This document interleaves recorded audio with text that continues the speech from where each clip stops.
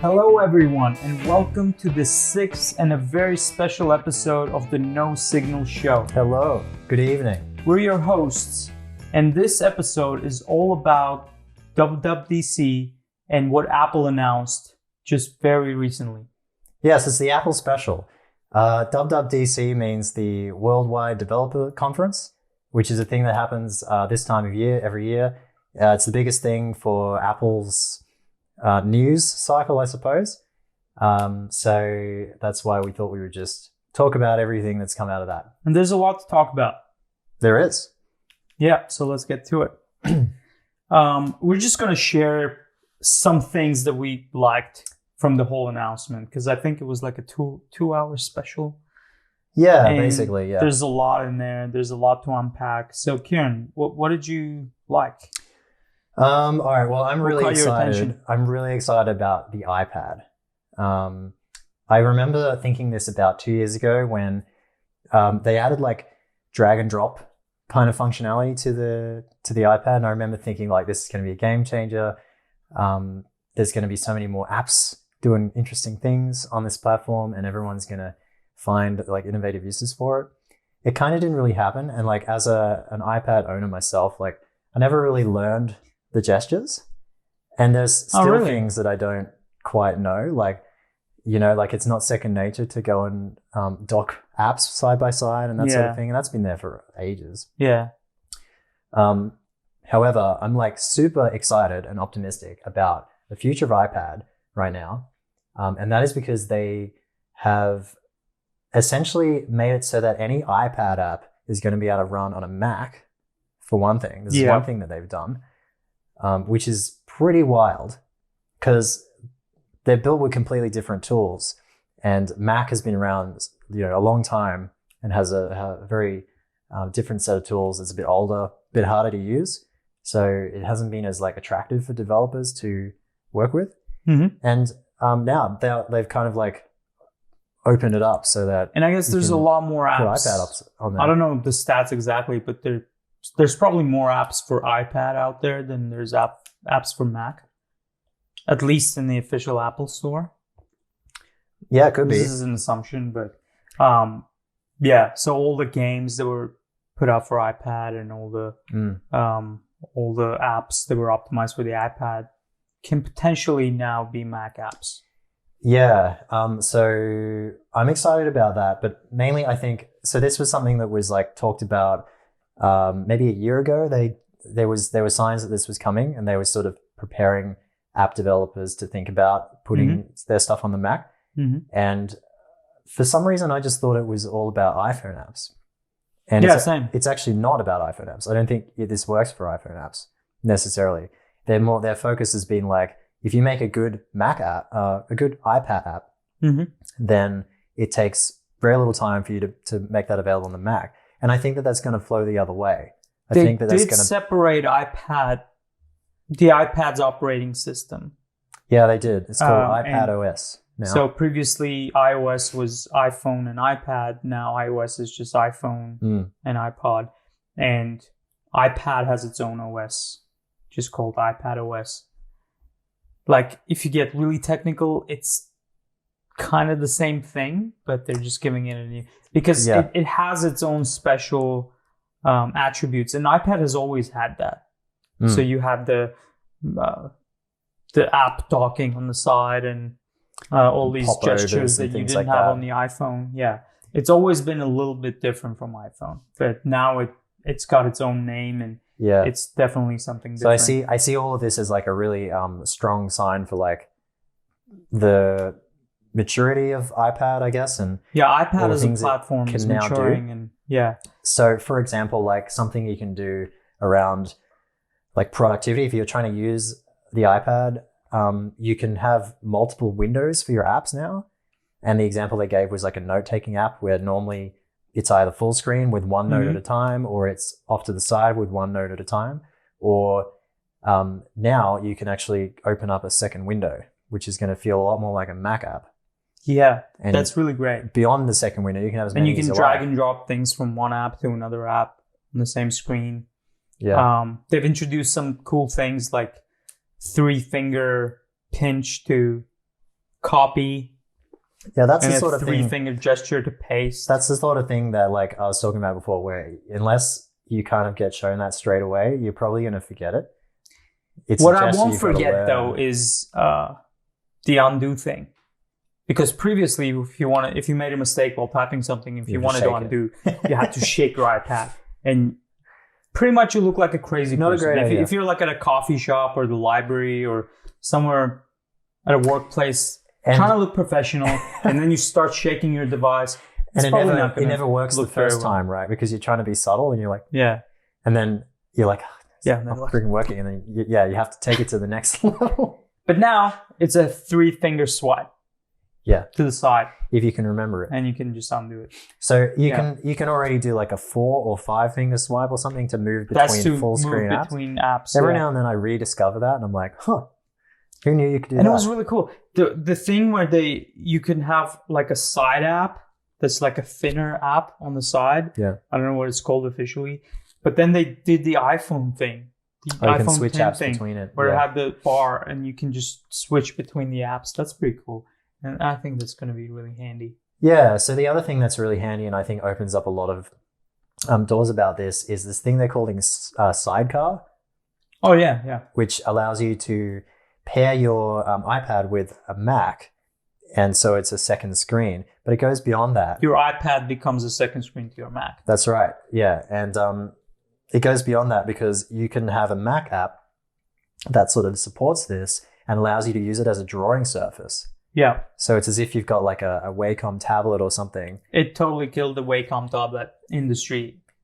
Well, I mean, there's definitely bigger products. The Apple Pencil is so much better. It's very cool. Than the tablets. I'm really excited about this because I will definitely use that. That's why I own an iPad.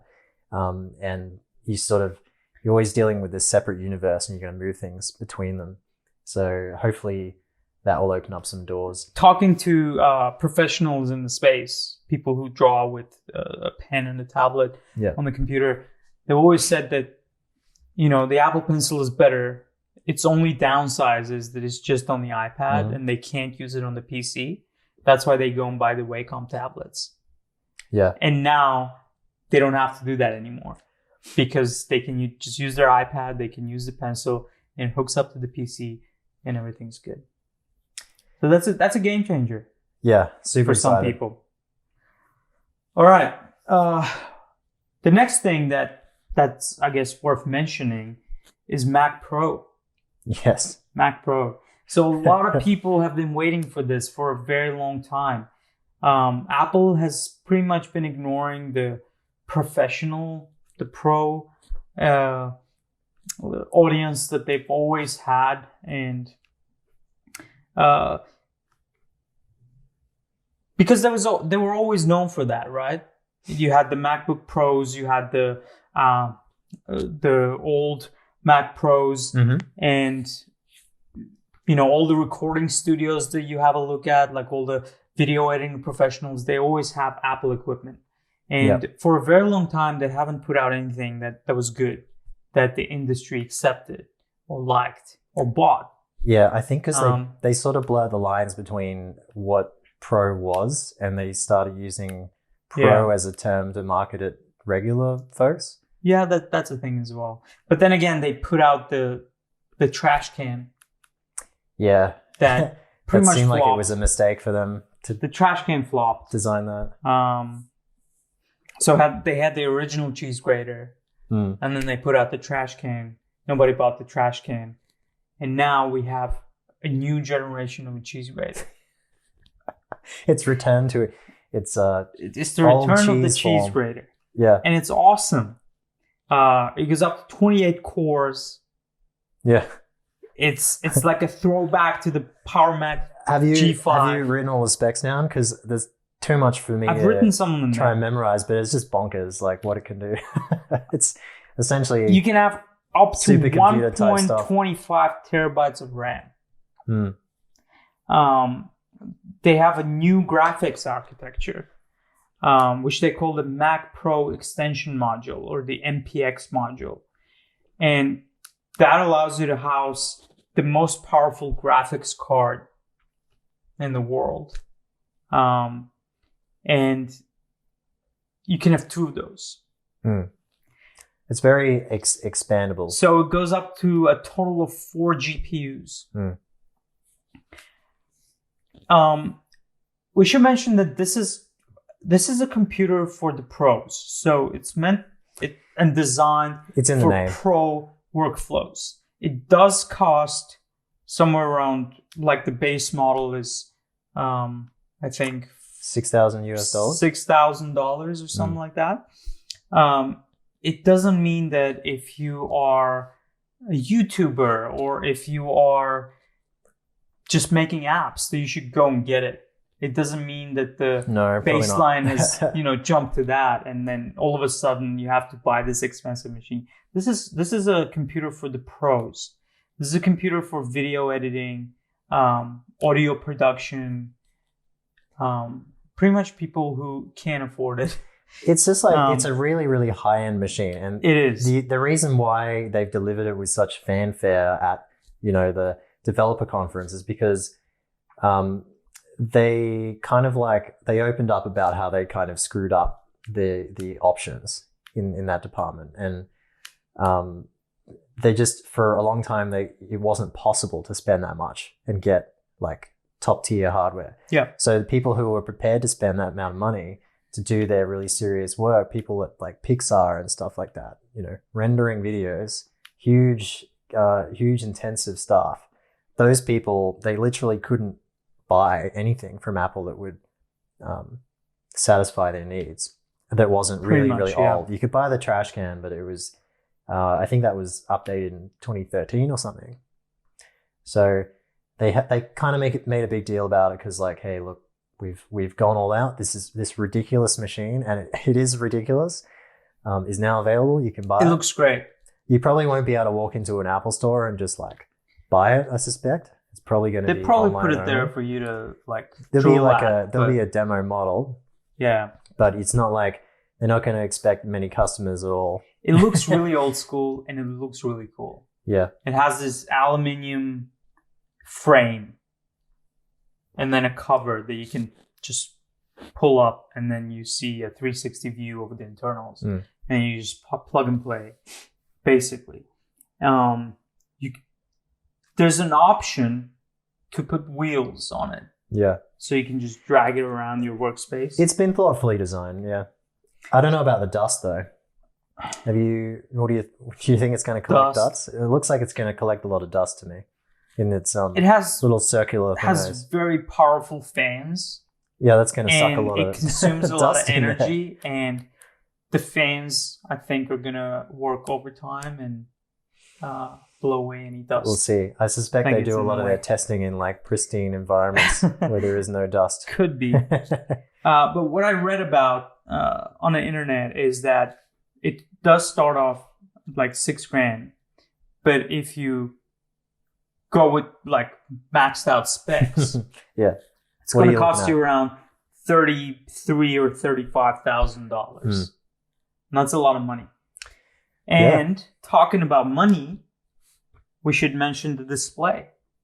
So they also announced the new extreme dynamic range display, or the Pro Display XDR. Yeah. Which is a new display. Apple doesn't put out a lot of displays. So this is a new display that's out specifically for this Mac, but you can use it with any Mac. And it costs, it's a 6K display. Yeah. It's a really cool display. And it costs $49.99. Yeah. And $59.99 if you get the no glare coating on it. And what was really interesting is that they announced this display, they showed it off. It had a really cool stand, a magnetic stand that the monitor hooks onto. You can move it around, you can put it in portrait mode and all of that good stuff. And then... But it's sold separately. And then you find out that it's being sold separately. And the reaction of the audience was just priceless. Will be $49.99 for the display itself. It's like regular clapping. And the Yeah, right. extra version will be $59.99. Pro Display The XDR. adapter will be $199, and the Pro stand $999. And like the Mac Pro, they'll all be available in the fall. So this guy is just trying to is going through the prices. He stumbled a little bit at the end there. Yeah, and he's like, the display is $49.99. If you get the no glare version, it's $59.99. This other thing is like $199. And if you want to get the stand, it's $9.99 for the stand. And the audience is like, Yeah, they laughed. with a mix of laughter. Yeah. So, I mean, why? Why would you do this, right? Because nobody ever, when they bought a display, thought about the stand as being sold separately.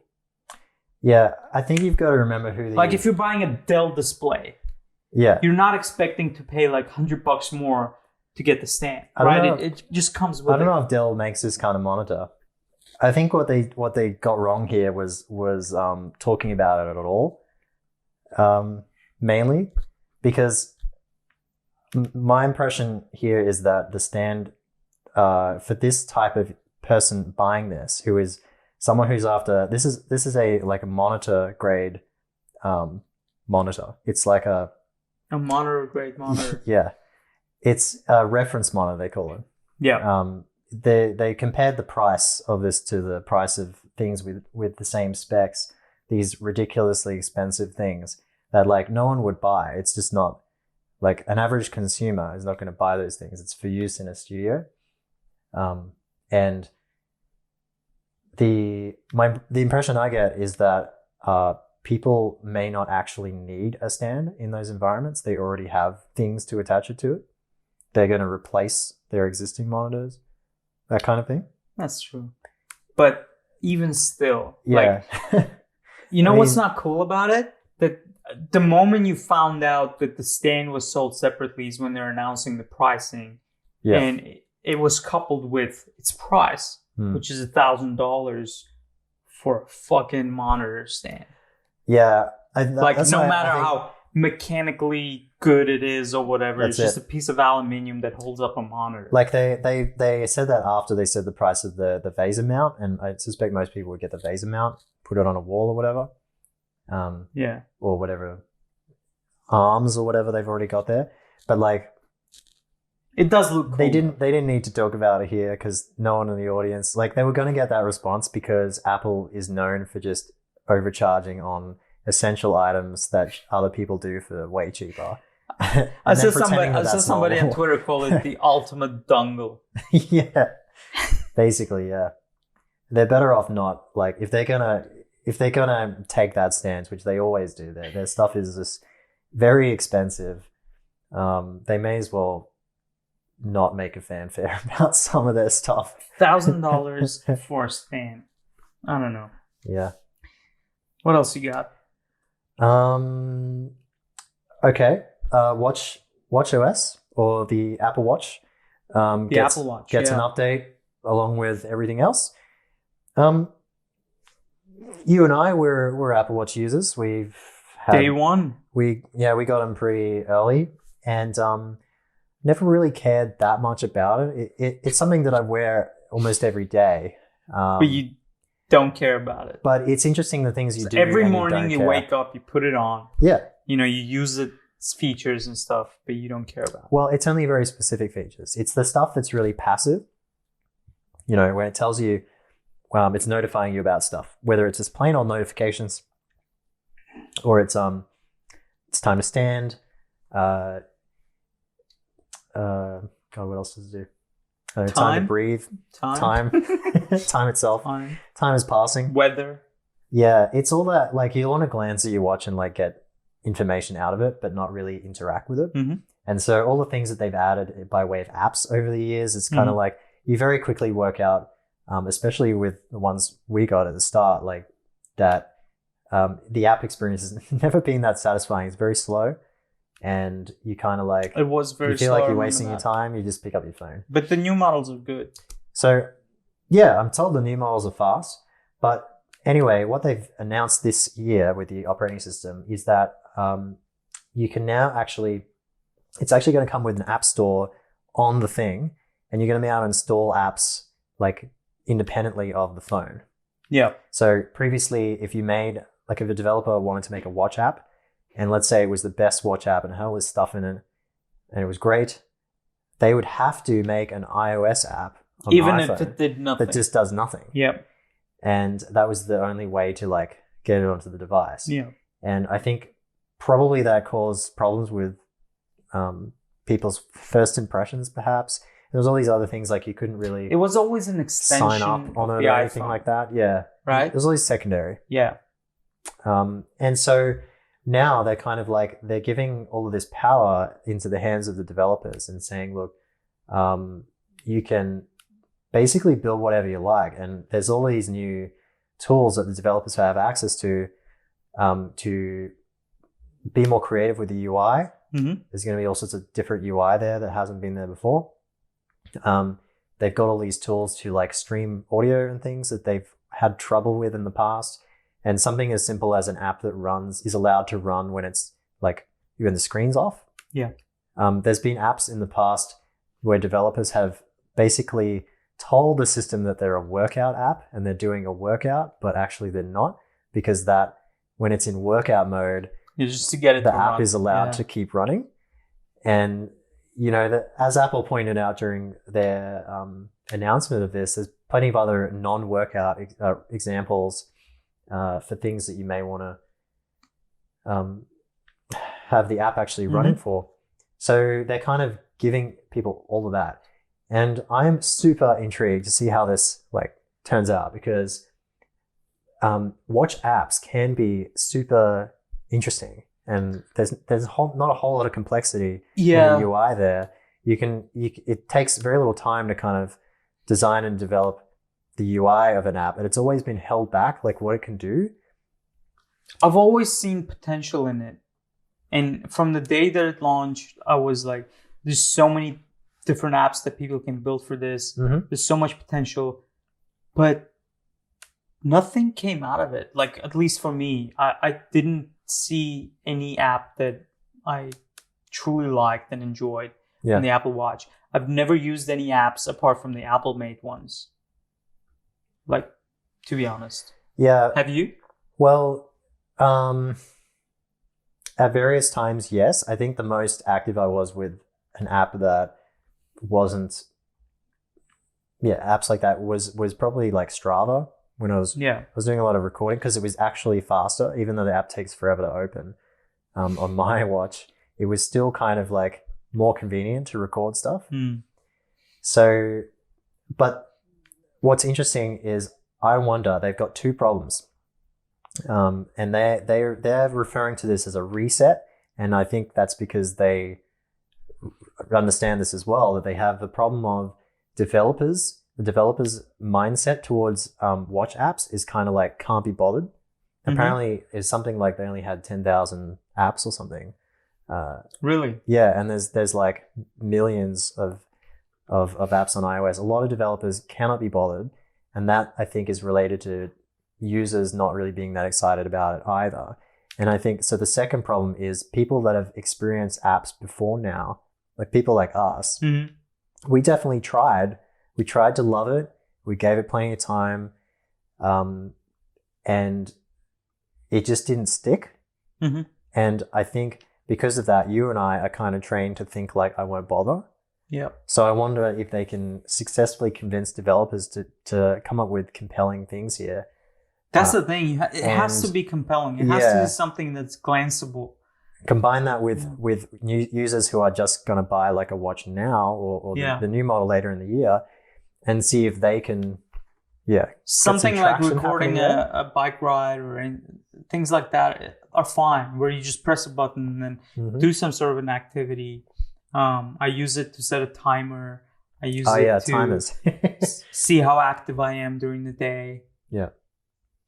I use it to look at the weather and things like that. Things that are very glanceable, like 1 second interactions. Yeah. You don't really want to do that, when you're with people. You don't want to And you keep don't want to looking talk at to your it watch either. and interacting with it. And talking is always awkward. Yeah, so the other thing they added to it that's really interesting is the loud environment detection. That's cool. That's cool. Because previously, they added the heartbeat detection. So if your heart is beating faster than normal, I guess, it just vibrates and gives you a notification, and you know that something's wrong. Yeah, this is similar. So if you're in a really loud environment, it's just going to let you know. And one of the things interesting about that is, like, when you hear about hearing loss experts talk about this stuff, it strikes me that, like, the threshold for doing damage is way lower than the people actually realize. And, you know, we should all be wearing, like, earplugs when we go to loud places. And instead we're, like, turning up our So AirPods. you're recommending, like, the next time I go to a gig, like a stadium show, that I wear earplugs?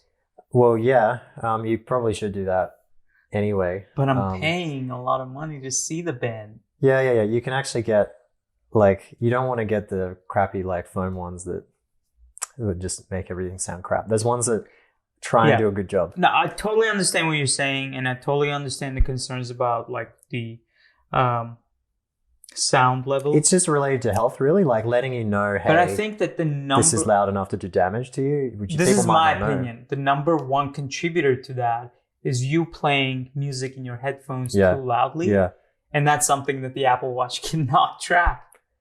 Right? It can only track, like, the environment that you're in. You know what? I think it can do both. They haven't talked about this, but here's an idea, Apple. Like, let people know when they're turned up the headphones to compensate for the loud environment. Perhaps warning about that. Yeah. They used to have limits on that, or they still do have limits where you couldn't turn the volume up. I think it was the iPod. You can set a limit. Yeah. But yeah, that's the watch. That's the watch. Anything you want to cover? Well, just really quickly, because we don't out of time. We don't have a lot of time, but just really quickly, other things that Apple announced are iOS dark mode, something that has been a long time coming. Yes, and it looks really cool. The keyboard swipe copied from Android is very cool because I did like that on Android. And all of the third-party keyboards. Third-party you keyboards. Can pay for. Yeah. Killed. Privacy-related stuff. So sign in with Apple. So they put out two, like, giant buttons saying sign in with Facebook, sign in with Google, and they said there's a lot of apps and websites that use this. You should not use this because those people sell your information, which is 100% true. They just completely disregard your privacy and do all sorts of things with your information. So Apple's putting out their own version of signing with Apple. You're talking about Google and Facebook logins. Google and Facebook, yeah. So they're putting out signing with Apple, which is really cool. It looks really cool. It's secure because Apple doesn't get money from ads. They get money from you buying their phones and their services. So they don't care about selling your information, getting more information about you. Yeah, a lot of dongles. So that's something that's really cool. Another thing is that if you use that and you want to share your email address with, like, a third-party app, you get the option to hide your email address. And for Apple Apple actually creates a forwarding email address for you, and that's what gets shared, like a random digit email address that gets shared with the third-party app or website, so they never see your email address and they forward it on to you. So those things are really cool. So props to Apple for caring about privacy. That's super important, I think, in this day and age. Yeah. And shame on you, all the other companies who don't care about privacy.